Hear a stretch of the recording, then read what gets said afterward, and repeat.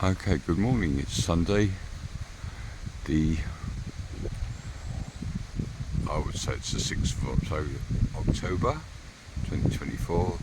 I'm doing a few videos, a little montage of Glen Luce. So this is the aqueduct. Very impressive it is from here. There's a bridge here, so it's not far to the sea. You can walk down. It's a beach. It's a sort of a beach. St Helena Island. It says here, footpath to St Helena Island. But it's a bit wet to do that today. I'll see you go up here. Oh, I've tried that before, and it's a fair old walk. So I'm going today to Glen Luce Abbey. It's basically, the whole thing is closed, but you can see it all from the road. So you join me at the Abbey later on. I hope it doesn't rain. So I'm at the Abbey now. This is the Robert Le Bruce Trail, and it's his final journey before he died.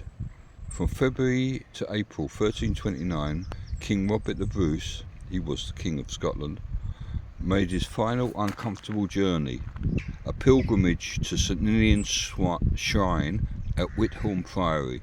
He travelled down the Ayrshire coast from his home at Cardross, resting here before praying for several days at the shrine.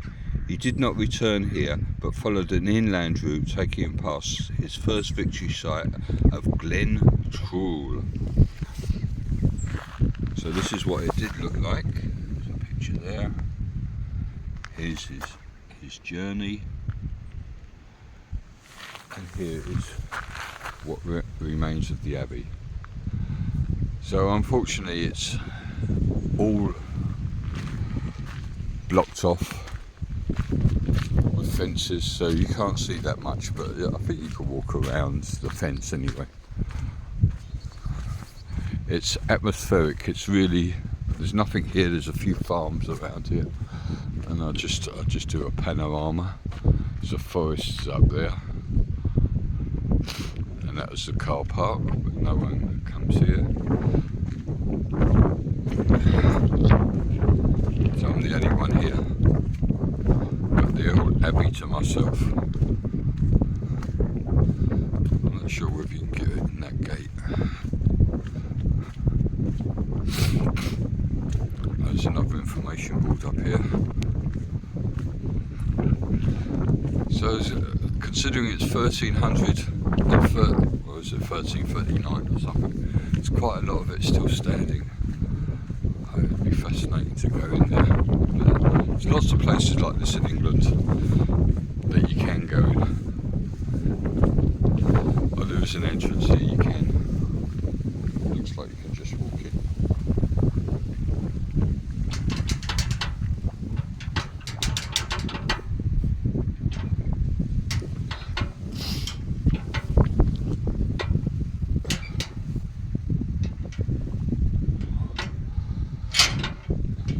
There you go, that took a bit of working out.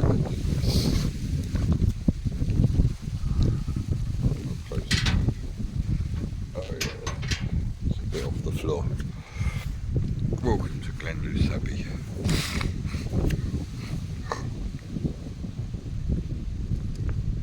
In this secluded abbey, the Cistercian, how do I say that word? Monks lived in a peaceful life, worshipping God through prayer, study and hard-earned self-sufficiency. See, so they lived off the land here, and this is where we are, and this is what it would have looked like.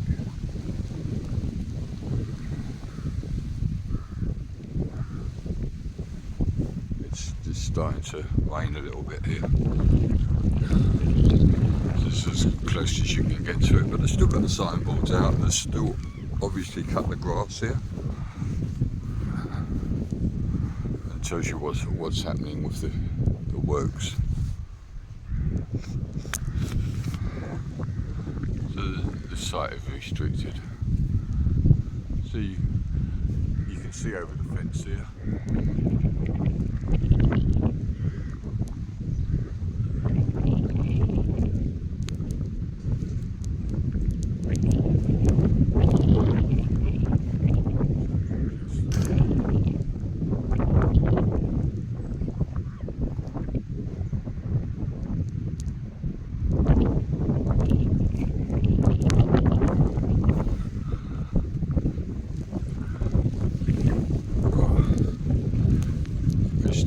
So it might be a wet walk back. It's about a mile, I think it's a mile and a half from Glenluce. That's about 2 kilometres, maybe not even that. It's not that far. I've got a hood on this.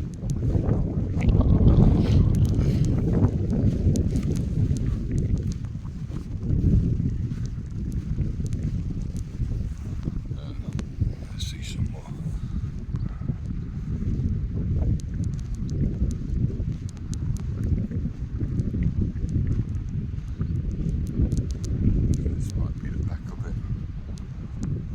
Some windows still intact here.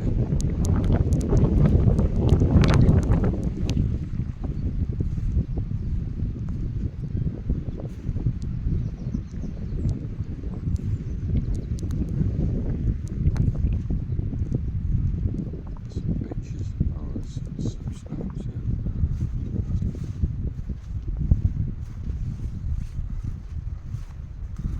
Oh, can't see the original windows.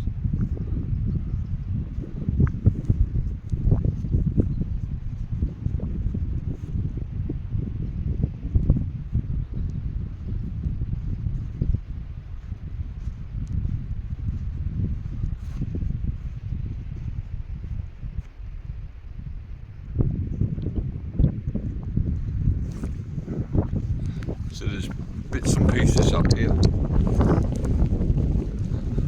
Oh, a little bit open.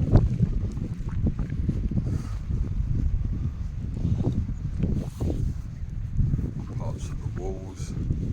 Looks like it might have been, oh, no, it might have been an aqueduct of some sort. Water might have come through there. As it's closed, there's no real information about it. There's some sort of water system around here.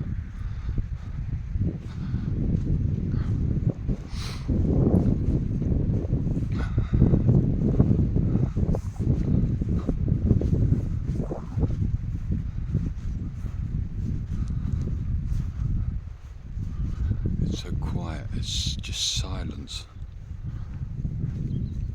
You can hear the silence.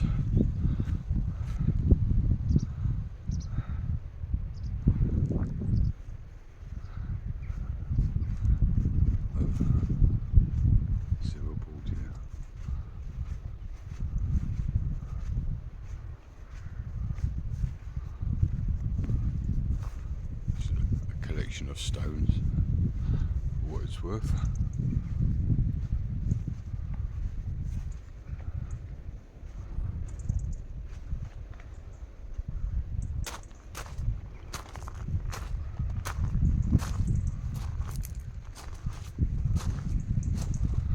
You can imagine for the monks it was a hard life living here.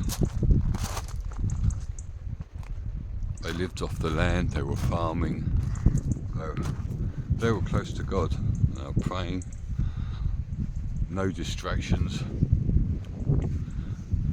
Before the internet was even thought of.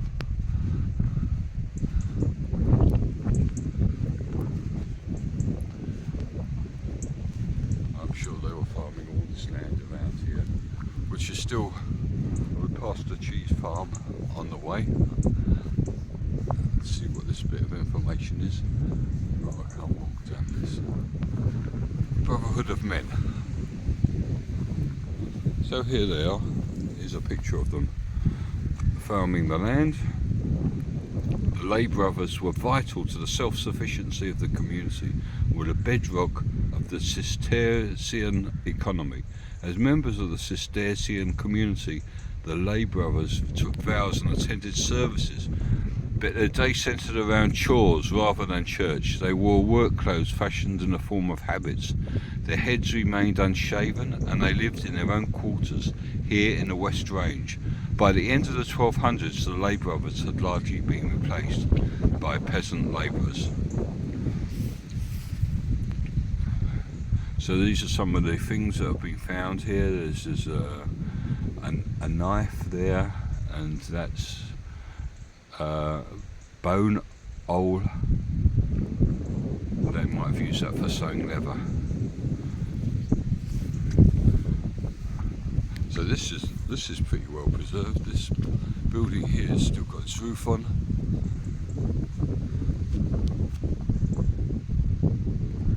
Okay.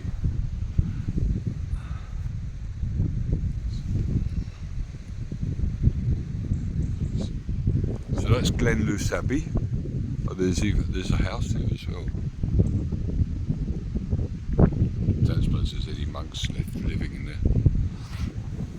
Okay, I'm going to just have a walk through Glenluce and see if there's anything else interesting for you. It's just a small village. Okay, I'll see you later. Good morning, this is the 7th of October. A historic way in many bad ways. Anyway, I'm still in Scotland and I'm at Tim's house, and this is the garden. I came here before, well, went just after he bought the house, and he's done a marvellous job. This was just brambles and it was overgrown, and there were stones here. It was just not nice at all. And between him and Natalia, he's made it a really lovely garden. Looks like there's a veggie patch. There's a really lovely place to sit out, and they've got a trampoline for the kids.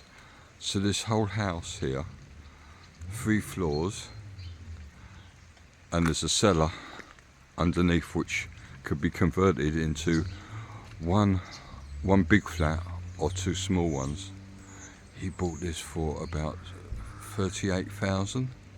It was in a state, so he spent another, say, 40 or 50 on it, and he's brought it up to it's really nice upstairs, and he can sell it for about double of what he put into it, which is really worth it. It's a massive house. And there's a little brook along here. A wee stream. I don't check.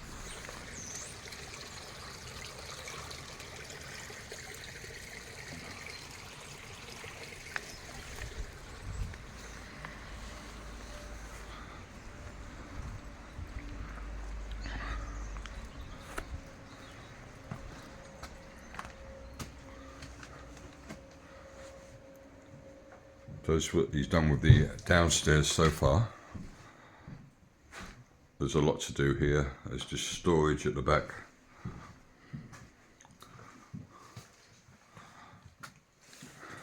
And a bit of a workshop here.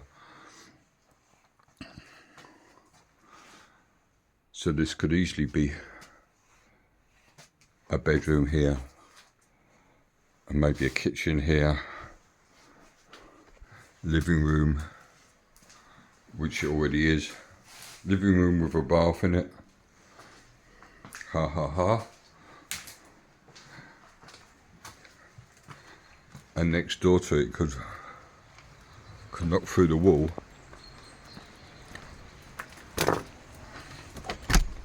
Oh, he's locked it. Anyway, make it another flat here. There's just nothing there really.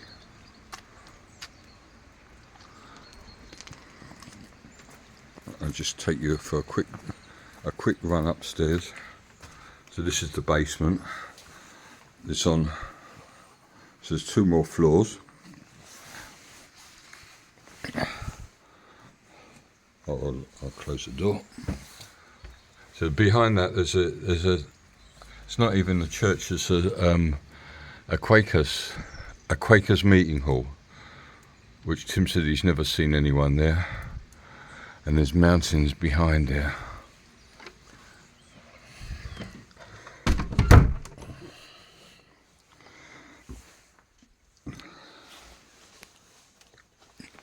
Let's take the stairs.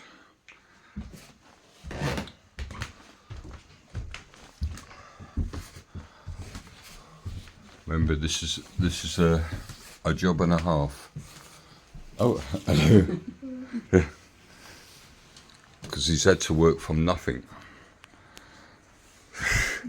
You having a nice day off from school? So this is the kitchen. Oh, do you want to get going now? Yeah. Are you going now? Okay, I'll put this on pause. So this is the view of the garden. You go down these stairs to the cellar. This is a lovely bathroom, lovely big bathroom, which is located just by the front door. Beautiful shower. Oh, my towel's in the way. And this is Tim's room here. The table tennis table. I mean the sports hall. Quickly go upstairs and just film from the hall.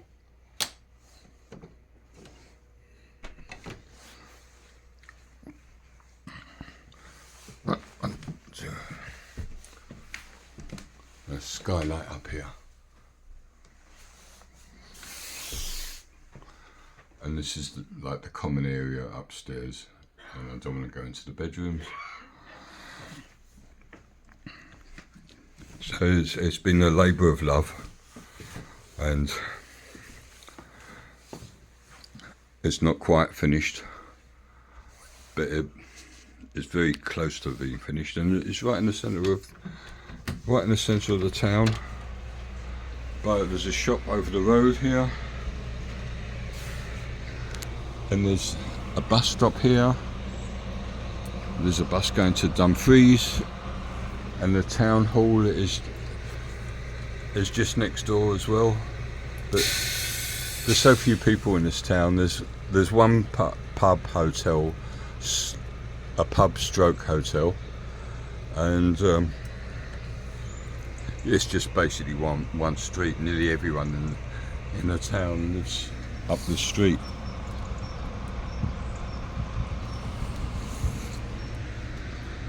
So here comes the bus. So it's school time now, and they're getting the bus to school. So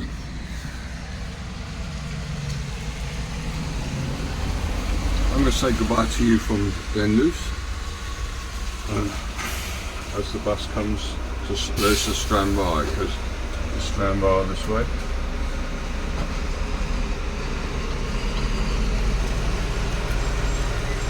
And I'll see you on my next. I might not make any more videos before I go to Philippines.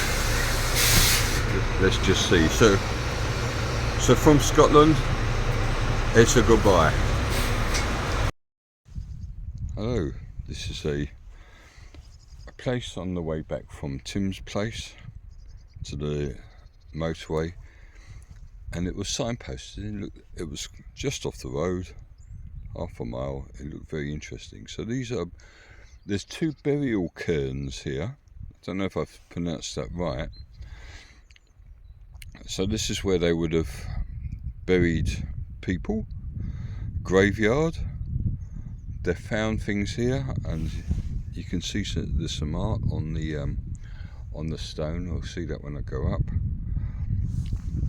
And people were buried in these mounds of ground, and they put stones over the burial places, and they keep the bodies in one place. So there is nothing here. It's absolutely quite idyllic, just sheep, and you've got the distance sea down there. I think that's the North Sea. And then let's go up to this burial cairn.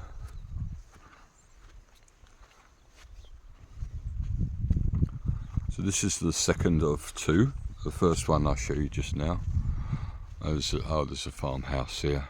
A few farmhouses, but there must have been more here when maybe there wasn't. So this is the burial chamber.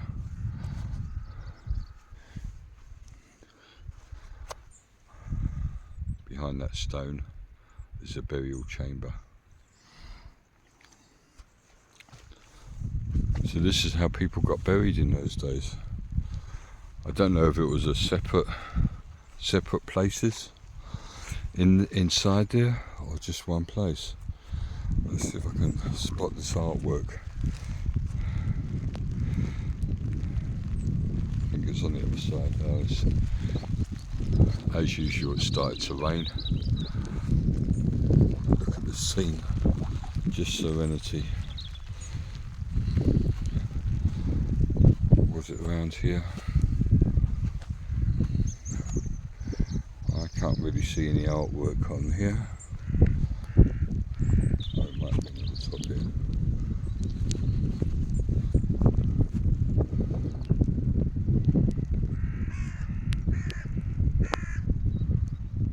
Oh, sort of make out something there. I don't know, maybe. So here's inside of it, and it must go down quite a long way.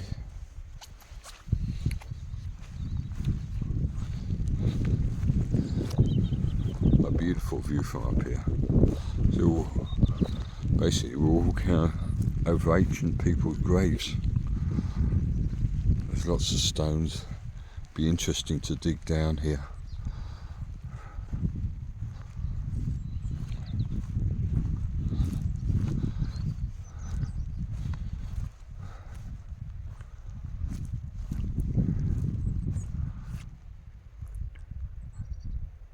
Just now all there is sheep, just those couple of houses.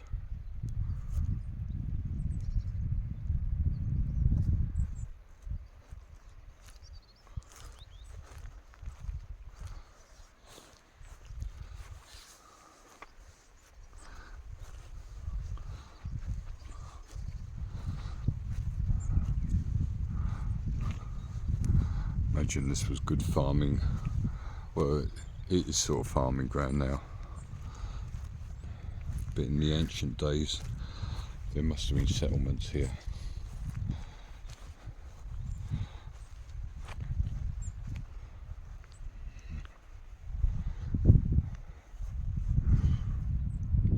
It's beautiful. It is really beautiful up this part of Scotland, or this part of the country. Very few people.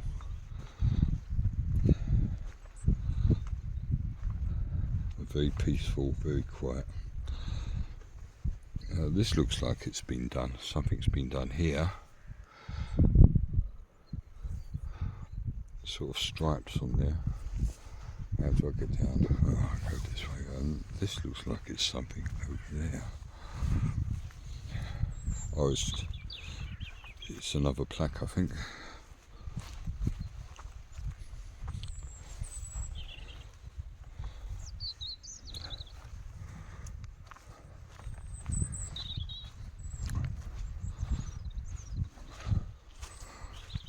Right, that's the plaque where we saw at the beginning. So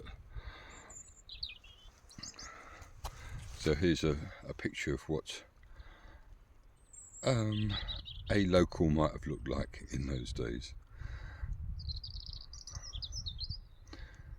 So 4000 BC, 4,000 years before Christ. That would be about 6,000 years ago. This is built. So it's how ancient this is.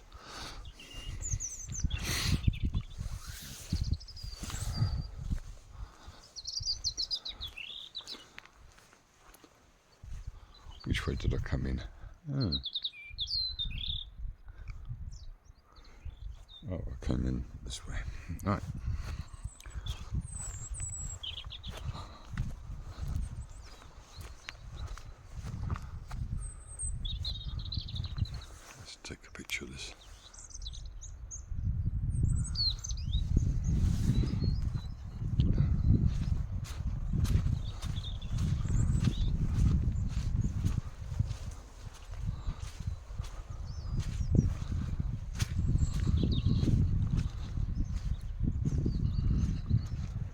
So you can get ferries from here to Northern Ireland from Stranraer anyway.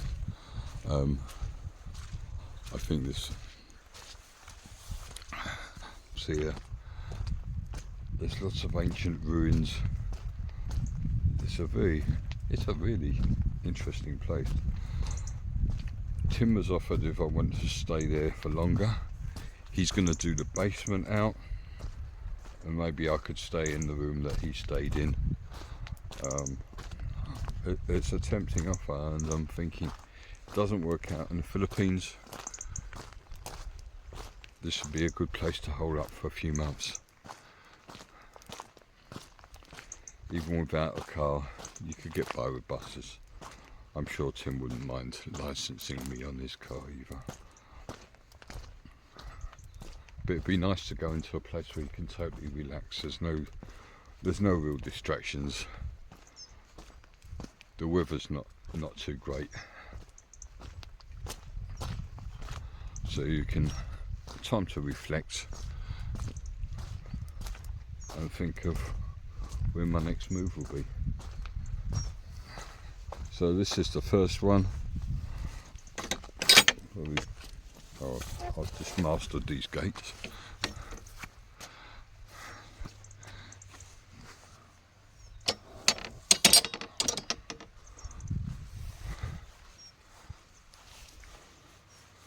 Right, so this is another. It might have looked like this. They can't be sure, but you can see this, the forecourt, the stone facade, and the antechamber is sort of still there, as you can see, and then the burial mound's behind it. There's a big mound. My car further on.